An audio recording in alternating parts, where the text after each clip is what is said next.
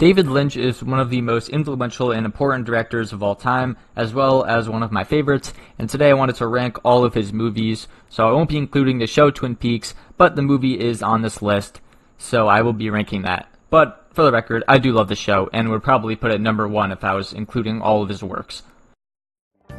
Dune is the consensus worst David Lynch movie by most people, and even himself, with him claiming that it was a sad time in his life.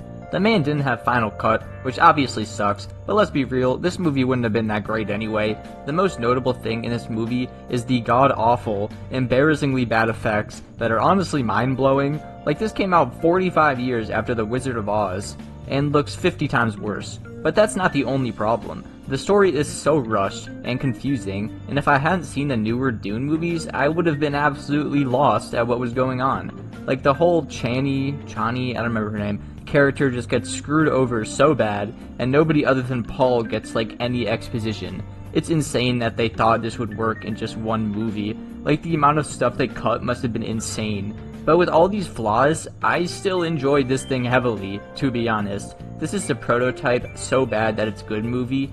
I'm not usually a fan of movies like that, but this one had me entertained from start to finish, because it's just like watching a total train wreck. I'm still giving this the bottom spot, because it doesn't compare to his good movies, which everything else is, but I do still like Dune, even if it's for all the wrong reasons. Better than the 2021 version, I don't care, 6 out of 10. Eraserhead is one of the most famous director debuts because it's just so weird. Like, even after Lynch made a career out of making surreal and bizarre movies, Eraserhead still remains probably his weirdest one.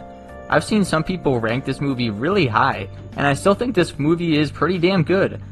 But from here on out, all these movies are good to amazing. But Eraserhead isn't nearly as entertaining as his other movies, and I don't think Lynch was really going for an entertaining movie, just a really messed up and weird one. But I'd just rather watch all his other movies than this dark and creepy movie. I still think it says some pretty powerful stuff about fatherhood and the state of our industrial society, with the dream sequence and the girl singing "In Heaven Everything Is Fine" being my favorite part of the movie. That was also used in a Modest Mouse song, which is cool. And I think the baby is the perfect amount of horrifying and kind of cute in a way. Yeah, I like this movie, it just doesn't compare to his more polished later work. 7 out of 10. The Straight Story was the final David Lynch movie I watched, and I think it was a nice send-off. At least for me, because it wasn't his final movie. This movie is famous among the Lynch community for not really feeling like a David Lynch movie, as the plot is just about an old guy trying to reach his brother before he dies. So he goes on an adventure with his lawnmower, and this movie is pretty great. It has some really cool dialogue moments between our main old guy and the younger people he meets along his journey, which I think shows Lynch's growth as a director. You'd think the movie would be boring, but it's really not, just because everything is handled so well, and every conversation feels genuine and pretty wholesome too. And the final part is genuinely one of my favorite Lynch endings, such a powerful scene. Even if this movie feels pretty low scale, Lynch makes the most of the plot and creates a damn good and powerful movie about life, which is a pretty Lynchian idea. It's just without the bizarre and dreamlike stuff. I'd give this an 8 out of 10, and recommend you don't put it off for a while like I did, because it's great. Inland Empire was the final movie that David Lynch made, and it's kinda hard to tell that. Like, once again, I like every movie a lot for the rest of the ranking, but Inland Empire looks like absolute garbage. Even Lynch said that he hates how dark the movie is, and even outside of that, it just looks really bad and choppy. Even if it's deliberate at times, I still can't help but be turned off a bit. But that's my only complaint. This movie rules. First off, I think Laura Dern is at her best here. I'm not a big fan of hers, but in this movie, she just kills it as this messed up and confused actor. The idea of movies and reality blending together happens pretty often in media, with its best example being Perfect Blue. But I think Inland Empire does a good job at making this movie feel like a total fever dream. Like, there's random rabbits that I still have no clue what their point is, and by the halfway mark, I just stopped trying to understand what the hell was going on, and just got lost in the vibe, if you know what I'm saying. This is one of his most nonsensical movies, but it slaps. 8 out of 10. Lost Highway is the worst movie in the period that I consider Lynch's prime, which was from 1986 to 2001, but It still is amazing. I actually was bored watching this movie for the first time, but the more I thought about it, the more I realized that I just couldn't stop thinking about it. Lynch is one of the only directors that has that ability, where his movies just stick in your mind for a large time after watching it. Like, even more so than a Kubrick or a Kurosawa, they're just hypnotizing. So I eventually rewatched The Lost Highway, and yeah, I just love this thing. Patricia Arquette is like the plot of this movie, if you know what I mean. I don't know what the hell she is or what she symbolizes in this movie, but she plays the main two female characters, and it's really trippy, but awesome. The men are all dumb and stupid like usual in David Lynch movies, only there to prove that Arquette is the GOAT. The weird pale guy is here too, he's pretty lit.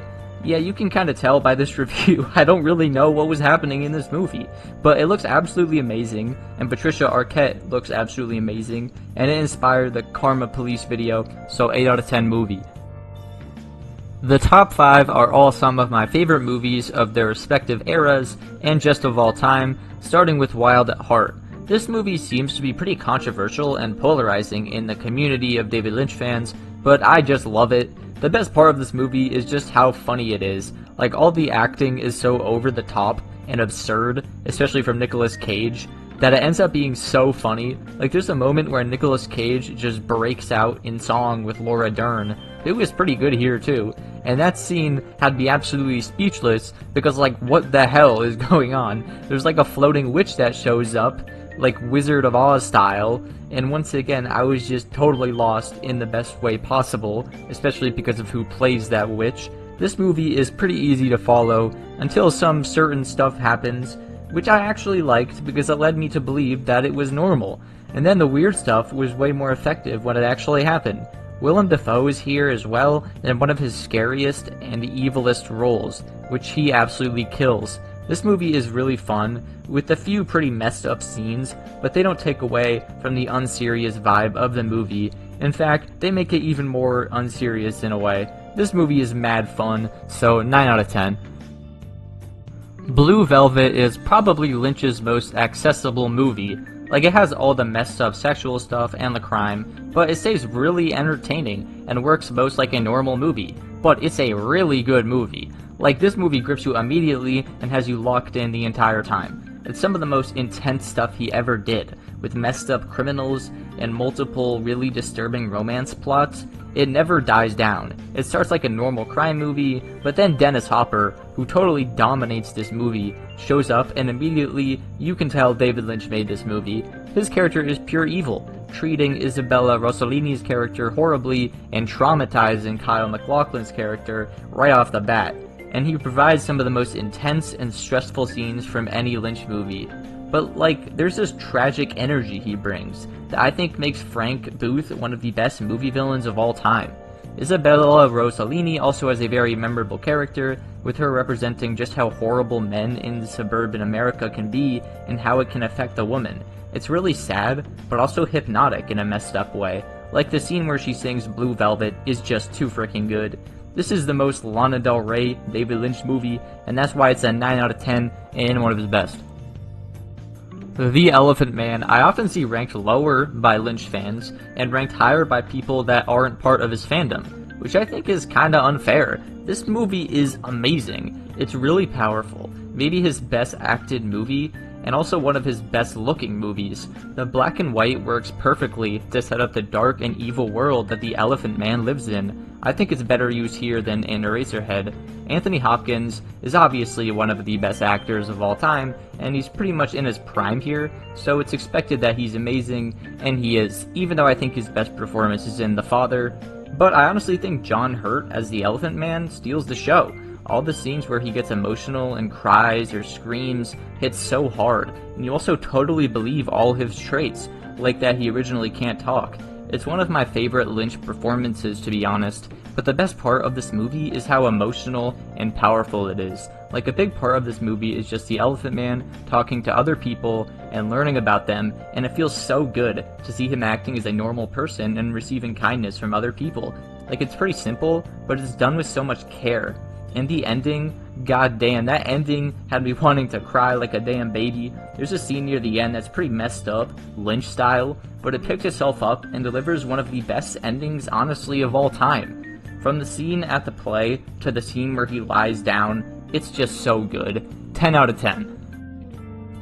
Twin Peaks Fire Walk With Me feels kinda weird to rank because it's so closely associated to the show. Like, this is the only Lynch movie where you need to do some preparation and watch 2 whole seasons of television in order to get anything. But outside of some James Hurley garbage and a 30-something-year-old woman dating a high schooler, it's some damn fine television. And it's all worth it when you watch the masterpiece that is Fire Walk With Me. This is Lynch's darkest movie. It's totally messed up and has the strongest and darkest themes of sexual abuse towards women. It's hard to watch, man, but it also has some more dark elements that is made possible because of Cheryl Lee's incredible and subtle performance as Laura Palmer, a majorly messed up and tragic character, but also one of the best. There's just moments like the incredible nightclub scene, and just when she's alone in her room, where you can tell the horrible things she's gone through and its effects on her. The Black Lodge stuff is great here too, with all the beings and things being scary and fascinating, all like Lynch intended, and the ending scene is one of the best Lynchian moments. Just an absolute fever dream and surreal moment. 10 out of 10 movie. Mahalland Drive is one of my favorite movies. In fact, I even have it on my Letterboxd for favorites. This is just the ultimate David Lynch movie. Like, everything peaked on here. The acting, especially from Naomi Watts, is so unsettling and creepy, but it also makes you sympathize with the character. It gives more depth to the woman in the world. Lynch never handles women in his stories with anything less than total sympathy and care, but this one I think is his best work when it comes to that topic. Maybe excluding Fire Walk With Me, they're pretty equal. I haven't really talked much about the music in his movies, which I think is one of the best parts about his work, but I just needed to wait for Mahalland Drive, because the music in this movie is so good. Like, these synths are so terrifying and awesome, they just create so much atmosphere, and I know it's gonna sound corny, but the vibe is just unreal. And Lynch's obsession with girls singing on stage also peaks here, with the famous scene in the theater being incredible, obviously, but the scene where the girl sings "I've Told Every Little Star" is just as hypnotizing for some reason. Like, that just plays in my head randomly, and I've watched the YouTube clip like 100 times, I feel like. There's so many scenes like that. The scene with the hobo thing behind the dumpster, the scene with the cowboy, which still makes me die laughing every time, the scene with Billy Ray Cyrus. I mean, the list of all-time amazing scenes that also make little to no sense just goes on forever. The plot of this is famously nonsensical, but like, that just makes it even more awesome and dreamlike. This movie is the ultimate fever dream, and it's the movie where Lynch mastered his craft and created one of the best movies of all time. 11 out of 10.